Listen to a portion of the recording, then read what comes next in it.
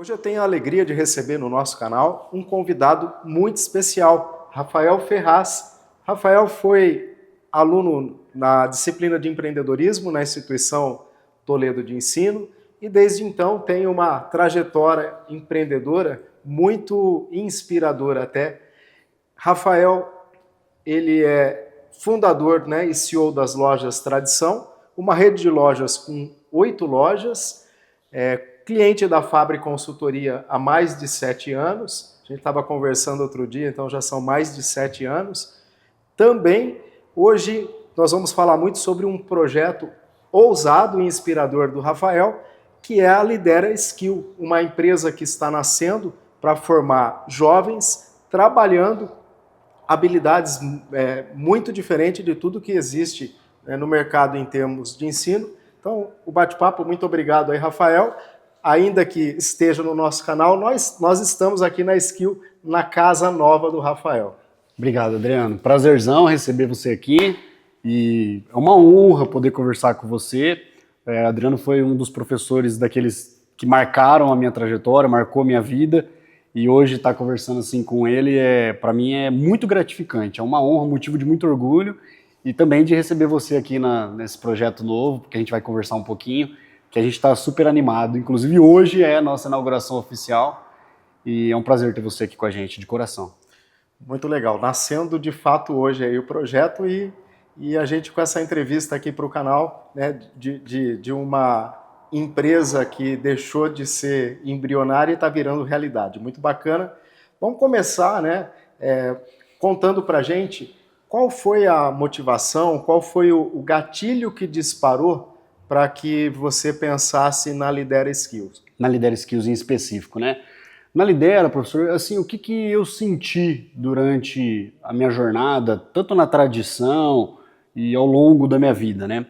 Eu entendi que para você ser um profissional de alta performance, seja empreendendo no próprio CNPJ ou até sendo um executivo com uma carreira mais bem sucedida, mais sólida, eu entendi que são necessárias um conjunto de habilidades que a gente não aprende no ensino tradicional, né? Então, eu lembro assim, para mim é marcante entender, eu tive uma trajetória na escola, que foi uma trajetória onde eu repeti 2 vezes a 7ª série, então eu sempre fui um aluno, eu não diria nem mediano, eu sempre fui um aluno muito ruim mesmo na escola, e eu lembro que sempre tiveram aqueles alunos que se destacavam, tiravam notas muito boas, e alguns deles eu vi que não conseguiram ter uma carreira tão sólida ou ir tão longe assim na profissão, na carreira, e isso sempre chamou muito minha atenção. Eu falava assim, caramba, por que será que esses alunos que eram tão bons ali no ensino tradicional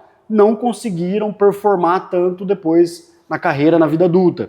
E aí eu entendia, e isso sempre me chamou a atenção, eu achava curioso isso, e aí obviamente observando eu falava assim, poxa, entendi, é porque às vezes esse aluno que era tão bom, tirava tão boas notas, às vezes ele é introspectivo, então ele não consegue se comunicar tão bem, ou ele é muito inteligente, ele domina muitas habilidades técnicas, mas ele não tem o emocional tão forte.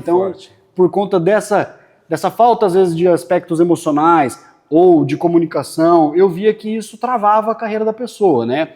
Então, o motivo da Lidera nasceu daí. Eu entendi que esse conjunto de habilidades que faz um empreendedor ou um executivo, alguém de alta performance, não é só as habilidades técnicas. E muitas vezes são essas as chamadas soft skills, né, que são essas habilidades que a gente se propôs a desenvolver aqui na Lidera. E o que você comentou, é o tal do conhecimento, dos alunos que mandam bem na sala de aula e depois no mercado de trabalho e até mesmo às vezes no mundo empreendedor acaba não performando, né? Porque é a história do conhecimento sem habilidade, sem a atitude, né? Então fica um conhecimento ali teórico apenas e que acaba não realizando, acaba não criando e procriando. Exatamente. Né? Então a questão é essa. Mas conta pra gente aí quais são as habilidades, que a Skill vai trabalhar no jovem. A gente, são conjuntos de habilidades, mas a gente elencou 6 como principais, sendo elas, empreendedorismo, finanças, liderança, inteligência emocional, comunicação e o inglês, que a gente entendeu que faz parte também A gente não quis se posicionar como uma escola de inglês, e sim como um hub de inovação, um hub de habilidades, mas o inglês também faz parte dessas habilidades que a gente acredita ser importante também para o futuro, né? Então são essas habilidades, dentre outras. A gente vai trabalhar um pouco de marketing, branding, vendas, oratória, trabalho em equipe. Então são um conjunto de habilidades, mas essas 6 são as que a gente elegeu assim como principais. Perceba o quanto tudo isso, né, pode ser determinante na trajetória de sucesso desse profissional ou desse futuro empreendedor, né? Se você for modelar ou for estudar a história de empreendedores de sucesso, está muito pautado em tudo isso. Então, de fato, como eu disse na abertura, né, um projeto inovador, inspirador e que promete, né, ter um impacto muito forte na vida das pessoas, né? Eu tenho uma carreira antes da educação empreendedora e tenho a carreira depois da educação empreendedora. Outro marco também foi finanças, que é um dos pilares aí que vocês vão trabalhar. Então, percebam, né, você que nos assiste, o quanto tudo isso pode impactar na pessoa e, consequentemente, na própria economia e na sociedade como um todo, né? A proposta por si só já é inovadora, já é um diferencial, né? Mas fala pra gente qual é o grande motivo, né, para eu colocar, eu que tenho já, tenho 2 clientes para Lidera, né, 2 alunos, e em breve vou ter mais um, tenho 3 filhas pequenas, né, e uma de 23 anos, mas conta pra gente qual é a grande promessa ou o grande motivo que eu tenho para colocar meus filhos aqui nesse projeto, além, obviamente, da proposta que por si só ela já fala. Tá. Não, excelente pergunta, porque assim, essa ideia surgiu disso, né, conforme eu contei, desse conjunto de acontecimentos durante a minha vida que sempre, já faz anos, que me levaram a pensar nisso. Eu acredito que é bem o que você falou, não existe uma receita de bolo, mas quando você olha para um profissional de alta performance, até para um atleta de alta performance, um artista, você encontra alguns ingredientes que sempre estão presentes, né? Que são essas habilidades de finanças, comunicação, inteligência emocional. Então, eu tive essa ideia de, poxa, por que se a gente está falando que isso é tão importante, isso é um consenso, né? É tão importante essas habilidades para a vida adulta, por que então que a gente não ensina isso na escola, né? Então, a ideia surgiu daí. Mas, obviamente, o grande desafio beleza, como tornar isso uma aula interessante, dinâmica e que o aluno goste de vir e de aprender, né? Porque a gente sabe a importância de finanças para a vida adulta, mas como que você senta uma criança de 10 anos, 8 anos numa cadeira e ensina finanças de modo que ele goste, né? Então, o grande desafio foi esse, e aí para isso... Metodologia, nós estamos falando. Exatamente, e aí, né, te vendendo como que você confia que ficou interessante a metodologia. E aí, como todo bom empreendedor, eu não sabia montar isso, fui buscar alguém da área, dessa área de pedagogia, de experiência na área educacional mesmo, e trouxe a Leilane Arruda. A Lei tem uma sólida, vasta experiência nessa área de educação, e aí a gente conseguiu construir uma metodologia onde as aulas não são expositivas e nem conteudistas. Então, por exemplo, a gente não vai para a lousa falar para a criança o que é liderança, não é conceitual, ou finanças em termos conceituais também. A gente desenvolveu uma metodologia prática e mão na massa. Então, quando a gente for falar de liderança, é o aluno vivenciando o papel de líder em algum projeto. Então, todas as aulas elas são em formatos de oficina ou workshops, onde eles vivenciam. E é assim que se desenvolve a habilidade, né? Exatamente. A habilidade a gente não desenvolve na teoria, a habilidade tem que praticar. Exatamente. Então, assim, o empreendedorismo, que é um dos eixos principais, não é conceitual. Ele vai viver o papel de empreendedor. Então, a gente vai ter as feirinhas de empreendedorismo, a gente vai ter plano de negócios reais, workshops onde eles vão encabeçar projetos sociais algumas vezes. Ou seja, eles vão viver na prática o papel de um empreendedor, o papel de um líder. Esse foi o grande diferencial. Então as aulas elas são muito dinâmicas e mão na massa, que acabou ficando interessante. A gente, né, fizemos diversas aulas piloto e até chegar nesse modelo. E é isso, as crianças gostaram muito. Muito bacana, muito legal. A ideia, né, é essa mesmo, né, de fazer o aluno praticar, é assim que se desenvolve. Uhum. E qual foi assim o grande desafio da criação desse negócio que nasce hoje e o que te surpreendeu positivamente aí nessa jornada, né, até que o negócio estivesse pronto? É desafiador qualquer negócio, né? Esse em específico, a gente não tinha nem benchmark. A gente não tinha muito aonde se espelhar. Por se tratar de uma proposta muito nova, muito diferente, a gente não tinha muito para onde ir. Então a gente foi desenhando algo que a gente acredita muito, né? Eu sou fruto disso, eu acredito, né? Dessas habilidades interpessoais e empreendedoras. E o desafio foi a gente criar realmente do zero sem ter muito aonde se espelhar. Então a Leilani trouxe práticas que ela já tinha vivenciado ou trouxe referências do MIT, de Harvard ou nacionais como INSPER, ISPM.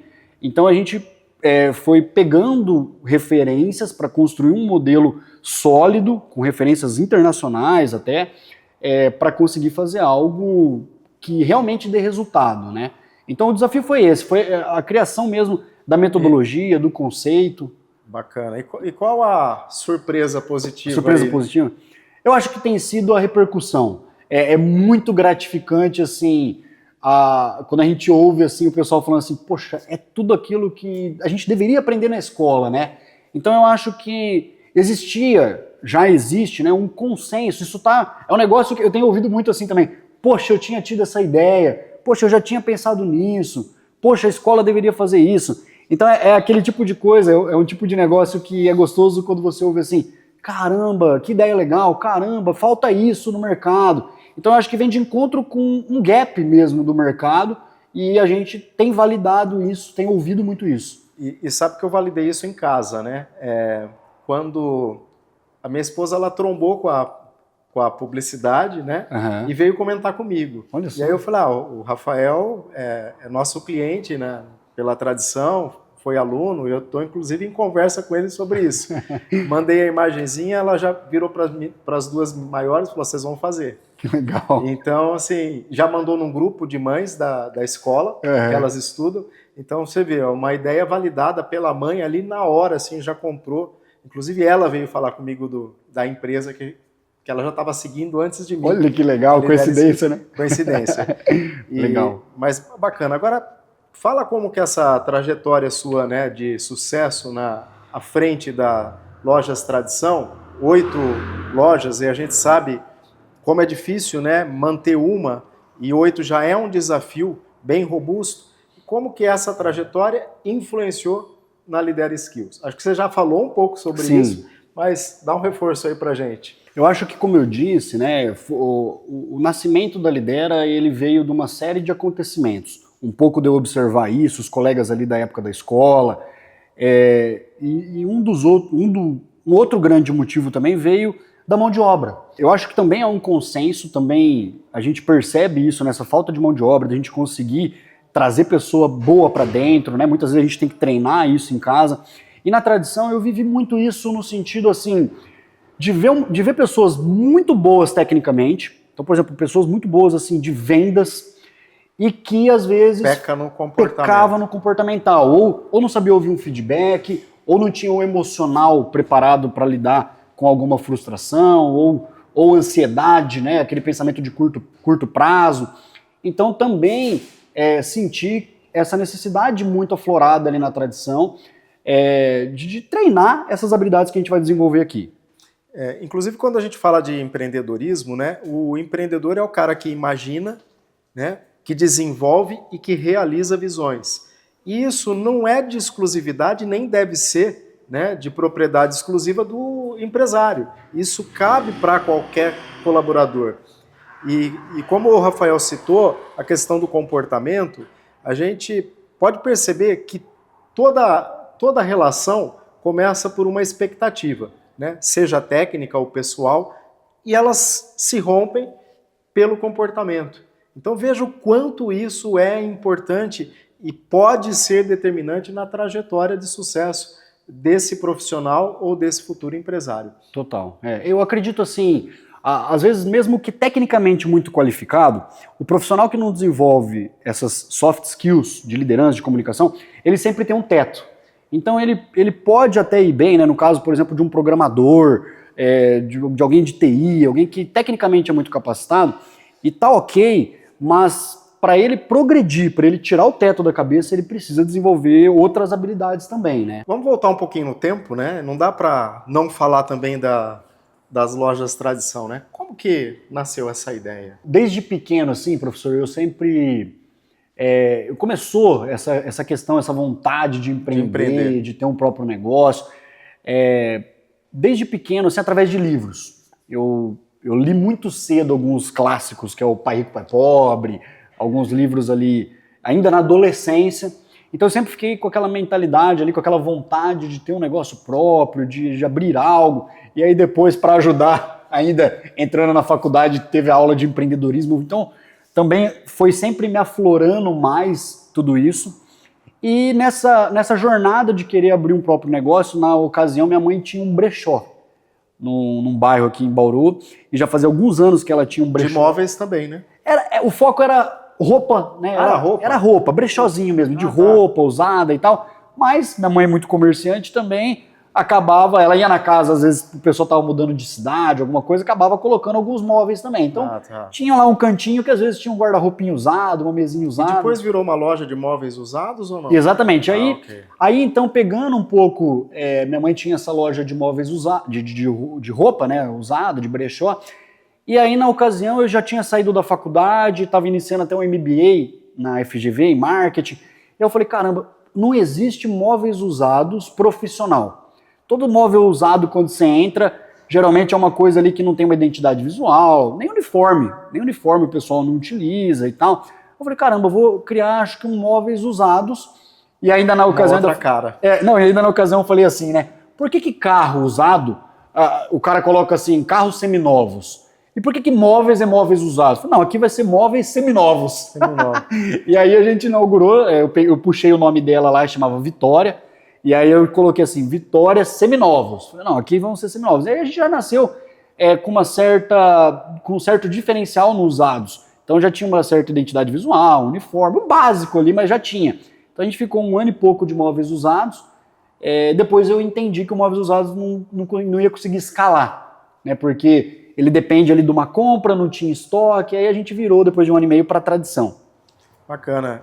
Então você percebe, né, como que um empresário com essa visão, com a inovação na veia, né, como que pode ir mal na escola? Ou seja, a escola, de fato, né, principalmente a escola da base, precisa repensar, né, o seu papel, porque, de fato, você vê que a vontade de realizar a inovação sempre esteve presente, né? Desde a adolescência, como você falou, lendo livros que acabaram sendo determinantes, né, nessa trajetória. Sim. Né?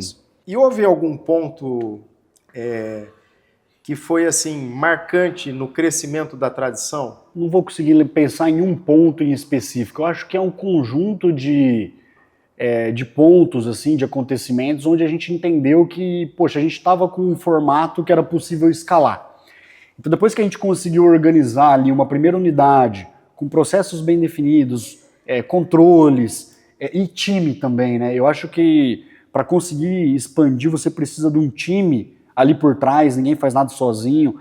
Então, depois que eu entendi que a gente tinha uma base ali, com um time bem feitinho, com um mínimo ali de sistema, de controles operacionais, eu entendi que era replicar aquilo. Eu entendi que a gente ia conseguir replicar esse negócio em outras praças, né?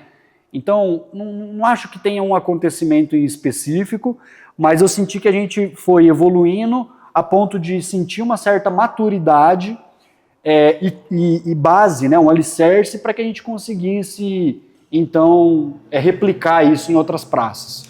E dá para dizer que toda essa percepção, né, esse conjunto de percepção, também foi aí determinante numa virada como empreendedor também, não só como empresa, né, para dar escala, mas também como empreendedor, numa maneira de enxergar os negócios.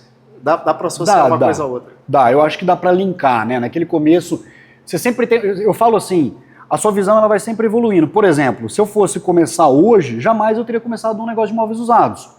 Por quê? Apenas por causa da escala. Então eu já não iniciaria por causa da escala. Mas olha como é interessante a gente ver como a gente vai amadurecendo enquanto empreendedor também, porque ao mesmo tempo que eu não começaria hoje, por conta desse fator escala, se eu tivesse esse conhecimento, talvez eu não teria começado. Sim. Então assim, tá ok a gente amadurecer enquanto empreendedor, porque talvez se você já tiver tão evoluído também, você não inicia, né? Então, exato. Ali, quais eram os ingredientes daquele momento? A coragem, principalmente, a vontade, né? Então, você evolui. Ali eu estava, quando você está ali no começo, sua preocupação é muito comercial, vender, trazer cliente para dentro, fazer caixa. E à medida que você vai amadurecendo, você vai pensando ali em outras coisas, né? Uma estratégia mais bem elaborada de marketing, um treinamento de equipe, para ir modelando para você poder escalar, né? Mas isso vem com a maturidade também do tempo, do negócio e do empreendedor. Esses erros, entre aspas, né, acabam sendo objetos de evolução, de aprendizagem, né? E vai construindo o empreendedor. Então, é o que você falou, talvez sem essa loja você não tivesse ido para a tradição, exatamente, que hoje são 8 lojas, né? Exatamente. E tenho certeza que conhecendo o Rafael não para por aí. Mas, até falando não para por aí, né? Que é algo que a gente já discutiu bastante dentro das reuniões de finanças, o que mudou em termos de visão e em termos de gestão a partir do momento que você trouxe um trabalho de consultoria financeira? Agora vamos fazer propaganda do meu negócio. Mas eu faço o tempo todo mesmo, assim, eu tenho... Você ia falar, te interrompi. Não, eu ia falar, agora eu vou fazer propaganda do meu negócio, mas eu sei que você faz, indica cliente, né? Então, mas o que mudou? Eu acho assim, eu sinto que... Você sabe que a gente já foi elogiado, assim, por grandes empresas, eu dei esse feedback já para vocês lá, para a Nayara.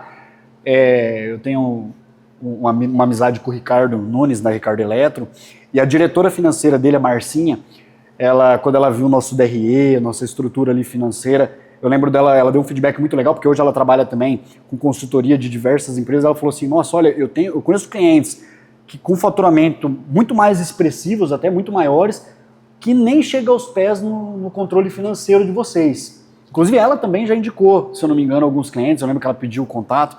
Então é muito legal quando a gente valida isso e fala, poxa, o que eu sinto? Que nós temos uma casa muito bem organizada, uma estrutura financeira muito bem controladinha, num nível profissional.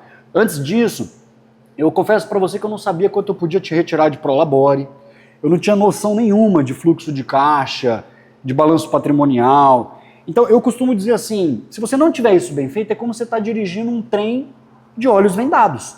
Então era esse meu sentimento, né? E o que eu sinto também? O empreendedor ele tem que entender os seus pontos fracos e tentar cobri-los com alguma ajuda, né? Então, no meu caso em específico, e acredito que na maioria dos empreendedores, a gente é muito comercial, às vezes comunicativo, às vezes voltado ali para o marketing, para a venda, e a gente acaba negligenciando essa parte contábil, financeira. Então eu entendi lá atrás que não era um ponto forte meu, e não sendo um ponto forte, eu ia precisar de uma ajuda de alguém que me desse uma base sólida nesse aspecto financeiro. Então hoje eu me sinto muito mais seguro nas tomadas de decisões, a gente se sente muito mais seguro, muito mais sólido e sabendo que está tudo muito bem controladinho, e acho que isso é muito importante para todos os empreendedores, inclusive para os pequenos, né? A gente tem que começar isso o quanto antes para já ir fazendo uma base sólida. E o trabalho é acessível para pequenas empresas. O nosso foco, inclusive, são pequenas e médias empresas. A gente faz um ou outro trabalho para grandes empresas, mas o foco mesmo, nosso perfil de cliente ideal, está dentro desse porte de empresa. Dá para resumir isso que você falou em segurança, clareza e norte? Dá, com certeza. Finanças gera isso? Eu acho que sim, com certeza. É literalmente isso mesmo. Se você não tem essa base, você toma decisões ali no feeling, né?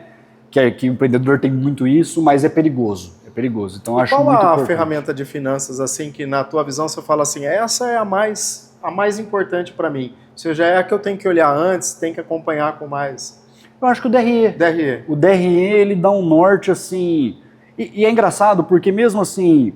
Mesmo a gente... Eu tinha estudado isso, né, na faculdade, às vezes, mesmo quando você tem uma noção teórica de um DRE, essa aplicabilidade prática no seu negócio, no seu dia a dia, eu costumo falar que a gente iniciou lá já faz anos, e mesmo assim eu demorei uns 2 anos para conseguir assimilar. Para conseguir assimilar de fato, entender, até hoje, né? Às vezes eu me perco ali, porque uma coisa é a teoria, a outra é a prática de você olhar, de você estar por dentro, de você ter uma assessoria te ajudando, que tem uma expertise mesmo, uma experiência, porque muitas vezes é tanto número, tantos conceitos, né, nomenclaturas ali, que muitas vezes você se perde.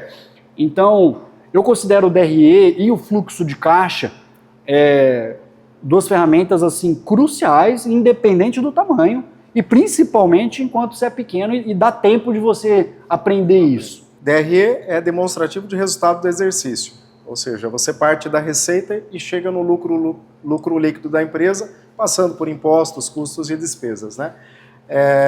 E ainda bem que ele não tem tanta habilidade com números, né? Ainda bem por 2 motivos, né? Porque pode ser nosso cliente e também porque a energia dele e o foco fica nisso, na inovação, na criação, no comercial, que é o maior papel do empreendedor. Agora, conhecimento de finanças, de alguma forma, tem que estar incorporado. Tem. E muitas vezes é muito mais viável que não seja com o dono, a não ser que tenham sócios e um deles tenha esse perfil. Concordo. Mas legal. Bacana. Vamos seguir aqui com a nossa próxima pergunta e vamos voltar para Lidera Skills, que é onde nós estamos hoje, né? Quais as suas pretensões e visão de futuro com esse projeto? Tá. Esse a gente está super animados. Voltando para a palavrinha escala, né? Lá com a tradição, nós somos unidades próprias, né? A gente vende online também, além das 8 unidades próprias. Tem mais o e-commerce, né? Tem mais o e-commerce também, que também hoje representa quase que 20% ali do nosso faturamento. E eu entendi que a expansão por unidades próprias, ela é uma expansão muito custosa, né? Você sabe disso mais que eu, do fluxo ali de caixa. E além de você ter muitos custos operacionais. Porque para expandir com unidades próprias, você tem que ter uma estrutura muito boa. Então você tem que ter um administrativo, uma logística, um financeiro. No meu caso ali a gente tem um regional. Ou seja, você incorpora ali na sua estrutura para dar conta, para oferecer um serviço bem feito na ponta. Você incorpora muitos custos operacionais e dispõe de muito caixa, né? Para fazer estoque, para fazer investimento em novas unidades. Então aqui a ideia é que a gente faça a expansão através de franquias. Então desde o Day One a gente já iniciou, até antes do Day One, desde a concepção da ideia, a gente já foi estruturando para fazer uma formatação de franquia, e a ideia aqui é a gente expandir, eu diria que até a curto prazo. Obviamente a gente não é o foco do momento é a gente validar essa unidade, fazer algo sólido, que realmente ocorra transformações mesmo aqui dentro, com os alunos. Por isso essa base pedagógica da minha sócia Leilane, a gente quer fazer algo sólido, não quer ser uma paleta mexicana, né? Igual a gente viu a explosão de paleta mexicana, e fazer um modelo de negócio que expande, mas um castelo de areia, né? Não é essa a ideia. Então a gente está muito focado em entregar muito aqui, entregar muito resultado, ser algo sólido, mas a visão de futuro aqui é que a gente expanda através de franquias, e estou muito confiante de que a gente vai conseguir isso e ter muitas unidades aí pelo Brasil. Estamos animados com isso. E de fato isso tem cara de franquia, né? Aqui tem um conceito de negócio que pode levar, né? Pode mover a empresa para isso de forma natural, que é o mais interessante. Quando a gente até já discutiu, né? A possibilidade de franquia na tradição é muito mais difícil. Muito mais difícil. Muito mais difícil, porque você não tem o produto não é seu, né? Também. Então é difícil. Claro que tem um conhecimento de negócio que é muito válido, mas aqui a própria metodologia já dá essa ideia de franquia. Exatamente. O maior erro que você cometeu como empreendedor e o aprendizado seria o lance da escala no móveis usados ou tem mais alguma coisa aí que... Eu acho que uma série de erros, né? A gente comete erros o tempo todo. Aqui, antes de nascer, a gente já cometeu alguns erros e já corrigimos rota. Eu acho que a gente erra o tempo todo e isso é bom, positivo. Inclusive, a metodologia aqui é essa também. A gente quer estimular esse ambiente, estimular ao erro. Não ter medo do erro, Não ter medo do erro, errar mesmo. E quanto mais a gente erra, melhor a gente fica, aprende, mais né? a gente aprende. Mas eu diria que talvez um dos maiores erros, assim, né, antes da consultoria, foi a gente não ter essa noção financeira. E a gente cai, às vezes, o empreendedor naquilo também de delegar, delargando, né? Muitas vezes a gente acaba confiando em excesso ou até se acomodando mesmo e deixando de lado o acompanhamento mais de perto. E já errei algumas vezes nisso, assim, da gente delargar, né? Isso é uma coisa que nunca a gente pode deixar, né? A gente tem aquela mania, às vezes, de querer sair do operacional e achar que está num nível mais estratégico, e eu acho isso um erro. Eu acho que a gente nunca pode abandonar o operacional. Obviamente, a gente tem que saber dosar isso, não ficar só no operacional, mas também sem aquele papo de que sai do operacional. Eu não acredito nisso. Eu acredito que a gente tem que ser o tempo todo muito operacional, dosando, mas não pode deixar. Então eu já errei às vezes de deixar o operacional e depois é muito fácil a gente perder o cheiro da coisa. Sim. É muito fácil, assim. A gente tem que viver mesmo o negócio, assim. Então eu acredito muito nisso. Claro que tudo que você falou já é muito aprendizado e muitos conselhos, né, para o empreendedor, para o futuro empreendedor.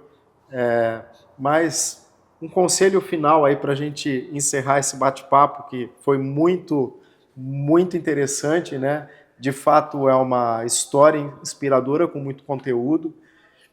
Rafael combina visão estratégica com muita ação, isso é muito legal, porque às vezes você tem muita ação sem visão estratégica. Tem também. É até perigoso, e às vezes você tem muita visão estratégica com pouca ação. Então aqui tem um equilíbrio bacana nesse sentido. Mas quais conselhos, ou um conselho final aí para quem vai começar um novo negócio, ou mesmo que já começou e está com dificuldade tá patinando, dificuldade de crescer? Eu iria muito para esse lado, assim. O que eu vejo é gente muito boa, muito capacitada. Eu vejo pessoas muito melhores que eu e que falta aquele ingredientezinho básico ali para iniciar, para o empreendedor, que é aquela palavrinha coragem. É claro que ela tem que ser dosada, só a coragem não adianta de nada também. É muito importante você buscar, estudar e o tempo todo estudar e buscar e conversar com gente que está no nível que você quer chegar e se aprimorar cada vez mais. Mas eu acredito que a coragem é um conselho assim, que eu mais daria. Assim. Eu vejo muita gente boa que é travada e tem muito medo. Tem uma coisa que norteia muito assim, minhas ações, que é sempre pensar o seguinte: aprendi com a minha esposa isso e me norteia em todas as minhas ações, que é você sempre pensar qual é o melhor cenário.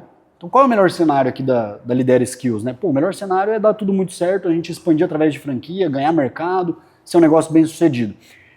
E você pensar assim, qual é o pior cenário? Eu acho que essa pergunta, ela sempre me norteia muito. Porque muitas vezes a pessoa ela coloca um peso no pior cenário, que é um peso que, então, no meu caso... Muitas vezes irreal, né? Irreal, maior do que... Muito maior, assim, qual é o pior do cenário? Cara, o pior do cenário é perder dinheiro. É não dar certo, é perder dinheiro. E aí, depois a segunda pergunta, e esse pior cenário, o quanto ele te assusta? Né? Se for algo para você... Quanto ele vai acabar com a sua vida ou não? Vai acabar? Cara, perdi dinheiro, vai acabar a sua vida, você vai morrer, você vai perder um familiar. Qual é o pior das hipóteses? Então, eu sempre trago para mim e falo assim, o pior das hipóteses para mim é perder dinheiro. Se eu perder dinheiro, tá tudo bem, vou continuar com a minha família, vou continuar com a minha filha, com a minha esposa, e tamo junto.